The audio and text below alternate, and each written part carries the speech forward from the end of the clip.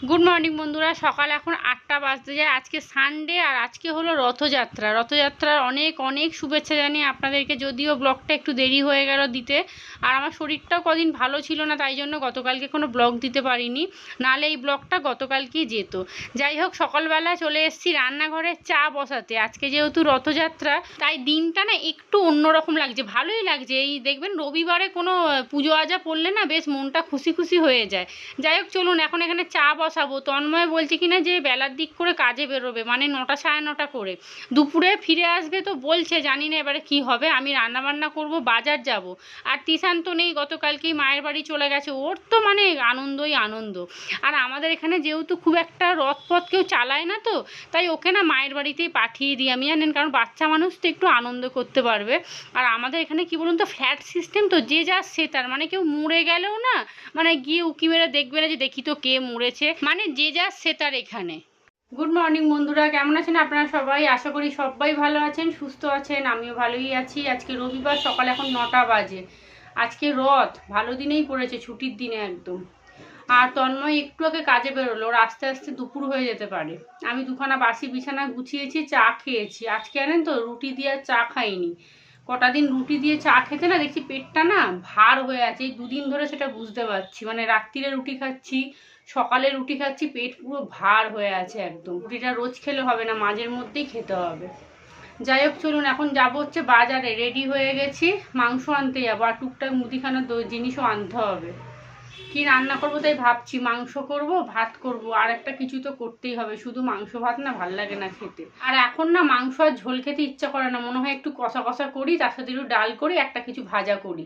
তবে আজকে ইচ্ছা আছে একটু আমড়া দিয়ে বা আম দিয়ে ডাল করবো, কিন্তু তন্ময় তো খাবে না, এটাই সমস্যা জানেন তো। আর গতকালকে মাথায় বেশ করে তেল দিয়েছি, বাবা সারা গায়ে পুরো একদম তেল চপচপ করছে একদম।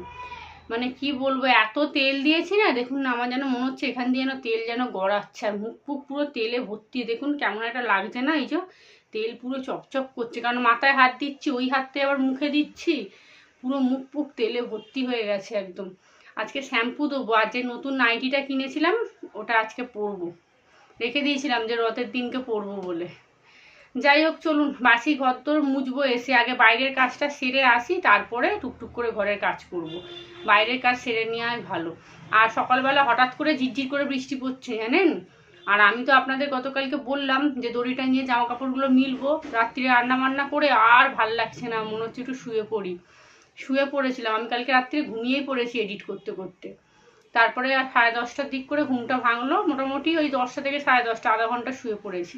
জামা কাপড়গুলো আর মেলা হয়নি গতকালকে। সকালবেলা উঠে জামা কাপড় মিলবো, ও বাবা দেখি হঠাৎ করে ঝিরঝির করে বৃষ্টি পড়ছে। আমি যা, আমার মাথায় হাত পড়ে গেল। আর অত জামা কাপড় ঘরের মধ্যে টাঙালে দেখতে কি বিচ্ছিরি লাগে না ঘরটা, বলুন তো। তারপরে দেখলাম আস্তে আস্তে কমলো, এখন দেখছি বেশ ভালোই রোদ উঠে গেছে। বাসি জামা কাপড়গুলো ড্রামের মধ্যে ভিজিয়ে দিয়েছি কমফোর্ট দিয়ে, এসেই ধুয়েই মিলে দেবো, তাহলে দুটোর মধ্যে না মোটামুটি শুকিয়ে যাবে। এই আমি দেরি করি বলেই না আমার জামা কাপড় শুকোতে আরও সময় লেগে যায়। মা কালকে এসে বলছে জামা কাপড়গুলো ফেলে রেখেছিস, ধুয়ে মিলে দিতে পারছিস না, সেই কখন চান করবি তখন জামা কাপড়গুলো মিলবি, তোদের একে মেলার অসুবিধা। তারপর মনে মনে ভাবছি ঠিকই তো বলেছে, সকালবেলা একটু ধুয়ে মিলে দিলেই ঝামেলা মিটে যায়। যাই হোক, চলুন, গরমে আর কথা বলতে পারছি না, ফাঁকা চলছে তো। আর এই যে তেল দিয়েছি না, ঘাড় পাড় মনে হচ্ছে যেন তেলে চপচপ করছে, মানে কেমন যেন অস্বস্তি হচ্ছে, তেল দিই না তো। এখানে রান্না বান্না জোগাড় করে নিয়েছি, চাল ভিজিয়েছি, অল্প চাল ভিজিয়েছি, কারণ ফ্রিজে না 1 বাটির মতো ভাত আছে, ওটা আমার হয়ে যাবে, তাই অল্প করে চাল ভিজিয়েছি। একটা ডিম সিদ্ধ করেছি খাবো বলে। আর এই হলো মাংস, এখনও ধোয়া হয়নি, ধোবো। চিকেনের দাম অনেক বেড়ে গেছে, আস্তে আস্তে খাসির মাংসর মতো দাম হয়ে যাচ্ছে চিকেনের। আর এখানে মাংসর আলু কেটে ধুয়ে নিয়েছি, পেঁয়াজ কুচিয়ে নিয়েছি, এখানে মশলা পেস্ট করে নিয়েছি, আদা রসুন, 2খানা কাঁচা লঙ্কা, একটা বড় টমেটো, আর গোটা জিরে একেবারে পেস্ট করে নিয়েছি। যেহেতু ঝোল করব তো একটু মশলাটা বেশি দেবো। আর পাতলা টেলটেলে ঝোল করলে না তন্ময় খেতে চায় না। গতকাল সন্ধেবেলা তন্ময় আসার সময় বোঁদে এনেছিল, এই যে পরোটা দিয়ে বা রুটি দিয়ে খাবে বলে। আমি আর খাইনি, মা একটু খেয়েছে আর ও খেয়েছে। এখন একটু বার করে রাখি, ঠান্ডাটা একটুখানি ছাড়লে অল্প একটু বাটিতে নিয়ে খাবো। আর ফ্রিজের মধ্যে অল্প একটু গোবিন্দভোগ চাল ছিল, জানেন তো, চাল না ভাত ছিল, তো ওটাই একটু গরম করে খেলাম। আর একটু পরে ডিম সিদ্ধটা খেয়ে নেবো। তবে এইটুকু ভাত ছিল, খুব বেশি ছিল না। এখন এবারে ভাতটা বসিয়ে দেবো। একদিকে ভাত বসাবো আর একদিকে মাংসর আলুটা বসাবো। গ্যাসের ঝিকগুলো আজকালের মধ্যেই গিয়ে কিনবো, এই কুড়েমির জন্য না কেনা হচ্ছে না জানেন। চলুন, বলেছে যে একটা এরকম ঝিক নিয়ে আসতে, এই যে বলেছে এরকম একটা নিয়ে আসবেন, ওইটা দেখে আমরা দিয়ে দেবো। বললো তো এক একটা 100 টাকা 120 টাকা করে দাম, মোটামুটি 2খানা কিনতে হবে। 2খানাই তো গেছে একবারে। আর একটা ভালো আছে, এই যে এইটা ভালো আছে, ওই জন্য এখন আর কিনবো না, থাক, ভাঙলে তখন আবার একটা কিনে নেবো। খুব রিস্ক হয়ে যাচ্ছে রান্না বান্না। আপনাদের মধ্যেও একজন বলেছে যে সুপ্রিয়া গ্যাসের ঝিকটা কিনে নাও, কিনবো। গতকাল সন্ধেবেলায় বেরোতাম জানেন তো, তন্ময় আসলো না বলে আর বেরোনো হলো না। ও এসে চা খাবে, মুড়ি মেখে দাও, এই করো সেই করো, আর ওকে রেডি করে দিয়ে বেরোতে গেলে সেই 8টা বেজে যেত। ধুর, বাড়ি এসে আবার রান্না বান্না, ও আর ভাল লাগবে না, সেই জন্য গতকাল আর গেলাম না। কালকে থেকে তিশানের স্কুল আছে, এই সপ্তাহটা পুরো স্কুলে যাব, ইচ্ছা তো তাই আছে। খুব ঝড় বৃষ্টি হলে তখন আর যাব না, তখন আর কি করব। যাই হোক চলুন, তিশান 2 দিন ভালোই মামার বাড়ি ঘুরছে। ওর ওইখানে না একটা রথ আছে জানেন তো, ওইটা ছোটো বৌদি বলেছে ওদের 3 ভাই বোনকে 3টে রথ আছে, সাজিয়ে গুছিয়ে বিকেলবেলা একবার বের করবে। গতকাল বলছি, দেখছেন, গত বছর আমি গেছিলাম, এবছরও যাব ভাবলাম, দূর আর ভাল লাগছে না। আর তিশান বড় হয়ে গেছে তো, ও এখন আর রথ চালাতে চাইছে না। চলুন, এক হাতে হবে না। সকালবেলা একটুখানি বৃষ্টি হলো, তারপরে কি রোদ্দুর। আমি মাংস আনতে গেছি জানেন, আমি ছাতা নিয়ে যাইনি তো, পুরো মাথাটা গরম আগুন হয়ে গেছে। ঘরে যেই এসছি মাথাতে টিপটিপানি যন্ত্রণা শুরু হয়ে গেছে। যাই হোক চলুন, ঘরটা ঝাঁট দিয়ে মুছবো।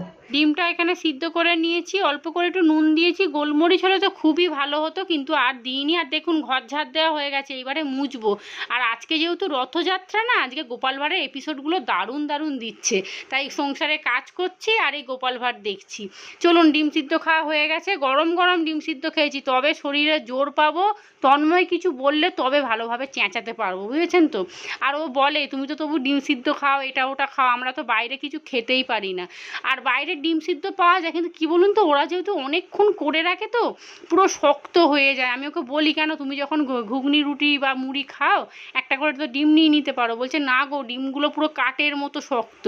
আসলে কি, ওরা সকালবেলা সিদ্ধ করে জলে ভিজিয়ে রাখে তো পুরো শক্ত হয়ে যায় একদম। আর তন্ময় কি বলুন তো, ডিম না হাফ সিদ্ধ খেতে ভালোবাসে, মানে কুসুমটা একটুখানি সেই হলুদ হলুদ হয়ে থাকবে, হাফ সিদ্ধ হবে, ও এরম খেতে বেশি ভালোবাসে। আমাকে বলে যে কি গো তুমি ডিম অর্ধেক সিদ্ধ করবে, অর্ধেক সিদ্ধ করবে না, মানে হাফ সিদ্ধ করো। আর আমি তো করতে পারি না, আর যদিও হাফ সিদ্ধ করি সেও দেখি আবার খোলা ছাড়ে না। ও বাবা, এই তো মহা সমস্যা। যাই হোক চলুন, ঘর ঝাড় দেওয়া মোছা হয়ে গেছে, ওদিকে ভাতটা বসিয়ে দিয়েছি, এদিকে মাংস করব। ভেবেছিলাম আজকে একটু অন্যরকম রান্না বান্না করব, মানে আলু ভাজবো, একটু ডাল করব, মাংসটা একটু কষা কষা করব, কিন্তু কি বলুন তো, ভাল লাগছে না। তিশান চলে গেছে তো ঘরটা কেমন ফাঁকা ফাঁকা লাগছে, আর মনটাও ভাল লাগছে না। বাবা বলছিল তুই সকালবেলা চলে আসতে পারতিস, আমি বললাম না গো, তন্ময়ের কোনো ঠিক নেই। ও বললো আমি 12টা 1টার সময় চলে আসতে পারি। আর এখানে মিক্সির মধ্যে একটু মশলা করে নিয়েছি, আদা রসুন পেঁয়াজ টমেটো সবই একবারে পেস্ট করে নিয়েছি, ওইটাই দিয়ে দিলাম। এইবারে দিয়ে দিলাম হলুদ গুঁড়ো, লঙ্কার গুঁড়ো। এইবারে চলুন একটু কাশ্মীরি লঙ্কাও দিতে হবে, নাহলে না রং হবে না। আজকে সকাল থেকে ভারী কিছু খাইনি তো, ওই অল্প একটু সেদ্ধ ভাত ছিল, ওটাই গরম করে খেয়েছি, আর ডিমটা যা খেলাম। তবে একটু কিছু খেলে ভালো হতো, কিন্তু রান্না বান্না না মনে হচ্ছে তাড়াতাড়ি হয়ে যাবে, তাই ভাতও তাড়াতাড়ি খেয়ে নেবো আজকে। এখানে ভাত হয়ে গেছে, মাংসটা হয়ে এসছে, আর একটু ফুটবে, আর একটু ঝোলটা না শুকোবো, এতটা ঝোল লাগবে না, যেহেতু সকালে তো আমি আর তন্ময় শুধু খাবো। যা মাংস আছে দুবেলার হয়ে যাবে। একটু গরম মশলা দিয়ে দিয়েছি। চলুন, বাসন কোসন সব মেজে নিয়েছি, রান্নাঘরটা আজকে একটু ওপরই মুছে নেবো। তন্ময় ফোন করেছিল, বলছে আমি খেয়ে আবার বেরোবো। ব্যাস হয়ে গেল। তাই ভাবছি যে আমি বাড়ি চলে যাব না কি করব, দেখি ও কখন যায়, আগে দেখি। ভাতটা উবুর করি, মাংসটা হয়ে এসছে, আর একটু ফুটুক। আর একটু আগে পুরো কালো হয়ে গেছিলো, শুকনো জামা কাপড়গুলোকে তুললাম, আর বাসি জামা কাপড়গুলোকে সব মিলে দিয়েছি। এখন আবার দেখছি কি গনগনে রোদ উঠেছে। যাই হোক চলুন, আর এই যে সেই নাইটিটা কিনেছিলাম না রামতলা থেকে, এই যে এটা বার করেছি। আর নতুন জিনিস নাকি স্নান করে উঠে পরতে নেই, নতুন কাপড় চোপড়, তাই এখন একবার গায়ে গলিয়ে নিলাম। মা বলে নতুন জিনিস স্নান করে উঠে পরবি না, তার আগে একবার গায়ে গলিয়ে নিবি। এটা বার করেছি, পরবো। মোটামুটি দেখলাম ঠিকই আছে, লম্বাটাও ঠিক আছে, তবে জলে পড়লে ছোট হবে কিনা আমি জানি না। চলুন স্নান করতে যাব। এখন ঘড়ির কাঁটা বাজতে যায় 12টা 20। রান্নাবান্না সব হয়ে গেছে, গ্যাস ওভেনটা খালি মুছবো। তন্ময় এসছে, কি জোড়া টিভি চালিয়েছে দেখছেন। আর আমি দেখুন একটুখানি বেসন মেখেছি মুখে, এত মুখে ট্যান পড়েছে না চোখের তলায়, তারপরে ঠোঁটের ওপরে। ভাবছি পরের মাসে না একটা ফেসিয়াল করব। প্রচণ্ড ট্যান পড়েছে, পরের মাসে একটা করব, তারপরে পুজোর সময় আর একটা করবো, মোটামুটি মুখটা পুরো পরিষ্কার হয়ে যাবে। আর আমি যে দিদিভাইয়ের থেকে ফেসিয়ালটা করি না, এত সুন্দর ফেসিয়াল করে কি বলবো, মানে সঙ্গে সঙ্গে একদম বোঝা যায়, মুখ টুক পুরো চকচক করে। প্রায় 1 ঘন্টা 1.5 ঘন্টা ধরে ম্যাসাজ করে জানেন। আগে পার্লারে যেতাম, পার্লারে আধা ঘন্টা 40 মিনিটও করে না, ওই 400 450 টাকা নিয়ে নেয়। আর এই দিদিভাই দামটাও একটু কম নেয়, আর অনেকক্ষণ ধরে মুখটা ঘষে জানেন, 3-4 রকমের ক্রিম দিয়ে কখন ধরে মুখটা ঘষে। আর খুব সুন্দর পরিষ্কার হয়, গলা পিঠ সব করে দেয়। পার্লারে কি পিঠের একটুখানি করবে, গলাটা সামনেটা একটুখানি করে দেবে, ব্যাস ছেড়ে দেবে। কিন্তু এই দিদিভাইয়ের খবরটা আমি পেয়েছি হচ্ছে ওই তিশানের এক বন্ধুর মায়ের থেকে। বলছে সুপ্রিয়া তুই একদিন মানে কথা বলতে বলতে আসছি, বলছে জানিস তো সেটা আগের বছরের পুজো, বলছে দেখি সময় করে একদিন গ্রুপ ল্যাব করতে হবে। আমি তখন ওকে বলছি যে হ্যাঁ গো, পার্লারে কি জানো কতক্ষণ লাইন দিয়ে দাঁড়িয়ে থাকতে হয়, মানে সময় নিয়ে যেতে হয় 3-4 ঘন্টা হাতে নিয়ে। তখন ও বলছে আমি একজনের থেকে করি, তুই করবি? আমি বললাম কি সেটা কে? বলছে আমারই এক বন্ধু হয়, খুব সুন্দর, ও ফেসিয়ালে সব কাজ করে, বাড়ি গিয়ে গিয়ে করে দেয়। গত বছর পুজো থেকে ওই দিদিভাইয়ের কাছে ফেসিয়াল করছি। আমি তো সারা বছর পার্লারে যাইও না, গ্রুপ ল্যাবও করি না, ওই পুজোর সময় যা একটু চকচকে হয়ে আসি। তো ওই দিদিভাইয়ের কাছে করেছিলাম, খুব সুন্দর করেছে জানেন, যেমন সুন্দর চুলটা কেটেছিল, গ্রুপ ল্যাবও খুব সুন্দর করেছিল, ফেসিয়ালটা বিশেষ করে খুব ভালো করেছে। দামটাও একটু কম নিয়েছিল, আর অনেকক্ষণ ধরে ম্যাসাজটা করেছে।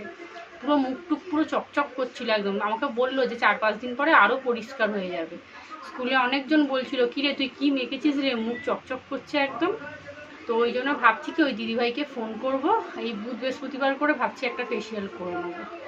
তবে আমার বাড়িতে ডাকবো কি ওর বাড়িতে যাব সেটা ওকে আগে জিজ্ঞেস করবো। ও বলেছে আমাকে তুই করলে বলবি, আমার বাড়িতে তুই চলে আস। বাজে এখন 1টা, স্নান করে চলে এসেছি, মাথাটা শ্যাম্পু দিয়েছি, বাবা আমার মাথা যেন হালকা হলো জানেন, যেন মনে হচ্ছিলো 5খানা কেউ ইট চাপিয়ে রেখে দিয়েছিল। আর নাইটিটা দেখছি বেশ সুন্দর, আর অনেকটা লম্বা জানেন, খুব একটা মার নেই, তো জলে পড়লে মনে হচ্ছে ছোট হবে না। দাঁড়ান এবারে আমার হীরের কানেরগুলো পরি, দাঁড়ান। আর আমি যখনই স্নান করতে যাই না, আমার এই হিরে মুক্ত সোনা যা যা আছে ওই কানেরগুলো খুলে রেখে যাই, জানলে ফট করে না বাথরুমের মধ্যে পড়ে যায়। এরম করে অনেক কানের হারিয়ে গেছে জানেন তো। আর যে কানেরগুলো পছন্দ করে কিনে নিয়ে আসে সেই কানেরগুলোই দেখি একটা করে হারিয়ে যায়, মানে যেগুলো দেখতে সুন্দর। ব্যাস হয়ে গেছে, সাজুগুজু করে নিয়েছি, চলুন এবারে রান্নাঘরে যাই। চলে এসেছি রান্নাঘরে, এবারে খেতে বসবো। খিদে পেয়ে গেছে, সকাল থেকে সেরকম কিছু খাইনি। তার দেখুন বাইরে কি জোর বৃষ্টি নেমেছে। আমি তাড়াতাড়ি করে গিয়ে আগে জামা কাপড়গুলো তুললাম। আর ভেবেছিলাম দুপুরবেলা মায়ের বাড়ি যাব, কিন্তু তন্ময় আবার এখন বলছে আমি হয়তো যেতে নাও পারি। সে যাই হোক, চলুন আজকে রথের বাজার খাবার দাবার কি রান্না করেছি আপনাদের দেখাই। এই হলো ভাত, এখানে একটু পেঁয়াজ নিয়েছি, একটা লেবু নিয়েছি, আর এই হলো চিকেনের ঝোল, আর এখানে কুমড়ো ভাতে, আর তার সাথে আছে একটা কাঁচা লঙ্কা। রথের বাজারে আরেকটু কিছু রান্না বান্না হলে বেশ ভালোই হতো, তবে মনটা ভালো লাগছে না, সারাদিন ঘরে একা তো। কিষান থাকলে না ঠিক বিরিয়ানি করতাম, কিন্তু ও নেই তো, দূর আর করলাম না। দুপুর এখন 3:30 বাজে, খাওয়া দাওয়া হয়ে গেছে, তন্ময় চলে গেছে গেম খেলতে ওই ঘরে, খানিকক্ষণ টিভি দেখছিল, আমিও পাখাটা চালিয়ে নিচে বসেছিলাম। মাথাটা ভিজে তো, একটু না শুকোলে না আমি বালিশে মাথা দিতে পারবো না।